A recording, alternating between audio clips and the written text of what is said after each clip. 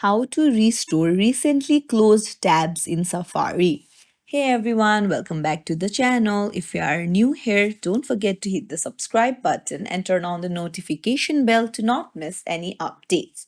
So today I'm going to show you how you can restore your recently closed tabs in few simple steps. So let's dive right in. Open up your Safari app, and then you can see the two tabs in the bottom right corner. Tap on it, and then you can see plus icon in the bottom left. Just press and hold it, and you can see various links appear.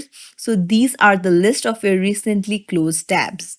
Just scroll through it and find the one that you want to open, and then just tap on it and it will open up. It's as simple as that. You can just continue browsing normally now. If you found this tutorial helpful, don't forget to like and subscribe to our channel for more tips and tricks. Thank you for watching.